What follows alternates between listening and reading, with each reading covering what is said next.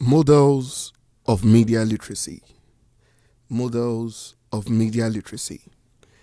Media literacy refers to the ability to access, analyze, evaluate, create, and respond to media messages critically and responsibly. A major aspect of media literacy is understanding the difference between them. And what do I mean by this them, in quotes? Is the ability to understand the difference between texts and what we call subtexts. Again, texts and subtexts. Text and subtext. Speaking of texts, texts shows the direction or surface meaning of a media message. And this has to do with what is clearly seen, heard, or read. While subtext is the hidden or implied meaning behind the message. It has to do with the deeper ideas, the emotions or agendas being communicated indirectly.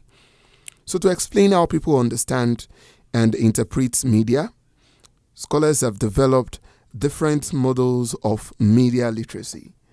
Number one, which is the cognitive model of media literacy. The cognitive model of media literacy explains media literacy as a set of mental skills used to understand media messages. It focuses on abilities such as attention, memory, interpretation, evaluation, inference, and decision making. This model teaches individuals to move beyond the obvious message, which has to do with the text, and identify the hidden meaning, which is the subtext. For instance, a political campaign advert may show a text of a smiling candidate visiting schools and hospitals, while for the subtext, the advert is only trying to persuade viewers to trust the candidate and see them as caring and competent. So the model here encourages audiences to ask questions such as, who created this message? What emotions is it trying to trigger? What information is missing? So by developing these cognitive skills, individuals become less vulnerable to propaganda, they become less vulnerable to misinformation, and they become less vulnerable to what we call emotional manipulation. The second is a sociocultural model of media literacy. The sociocultural model of media literacy argues that people interpret media based on cultural background, their beliefs, religion, gender, ethnicity, the social class, and personal experiences. And it emphasizes that media messages are shaped by society and culture and audiences who understand them differently depending on their environment. For instance, a musical or a music video showing luxury lifestyles may be interpreted differently, while some audiences may see it as a motivation for success. Others may see it as a tool to just promote materialism and unrealistic expectations. And this model also explains or examines whose voices are represented, whose perspectives are ignored, and how culture influences media meaning. It helps learners recognize stereotypes, cultural assumptions, and social power relations within media content. And the third, which is critical theory model, this has to do with the critical media literacy.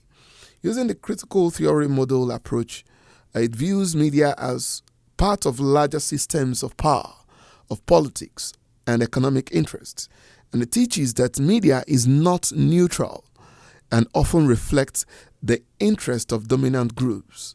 And this model encourages audiences to question who owns the media, who benefits from certain narratives, and how media shapes public opinion. For instance, a news report may use text to describe protesters as troublemakers, while the subtext suggests that dissent or opposition is dangerous or unacceptable.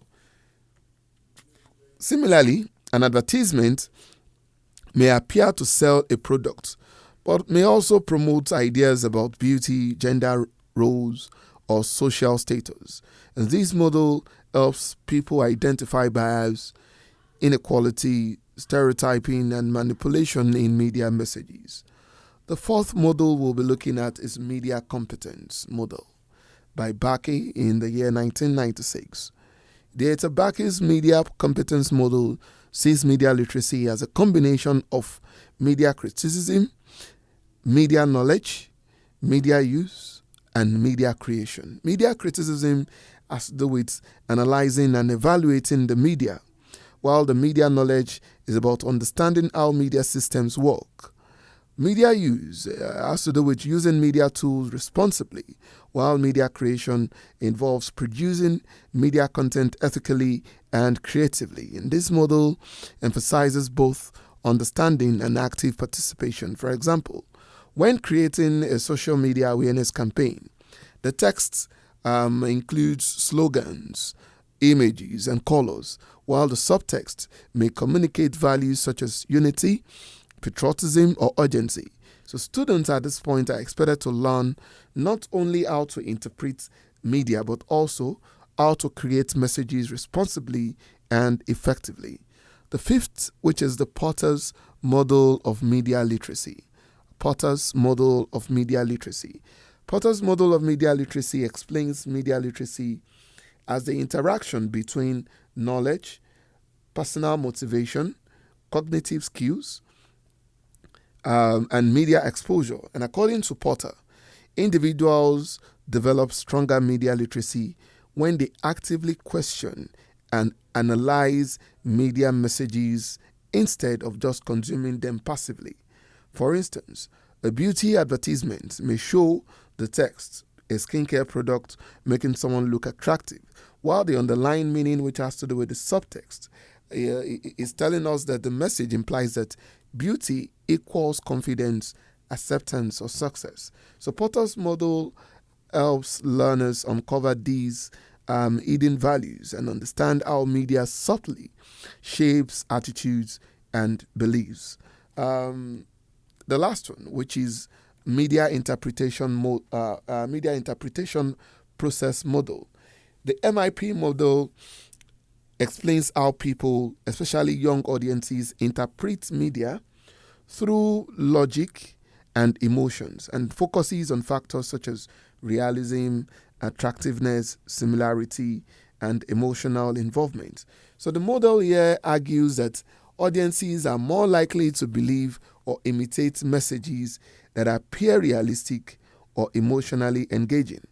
For instance, a music video may show expensive cars, luxury houses, and glamorous lifestyles, while the underlying meaning there, which has to do, it means that it is only portraying wealth and material possessions, which are presented as symbols of happiness and success.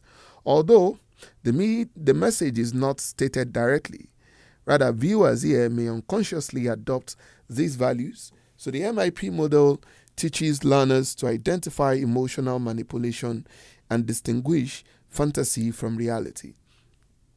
So the different model of media literacy here help individuals to understand both the text and subtext of media messages, while some models focus on mental processes, others emphasizes culture, power, participation, or emotional influence.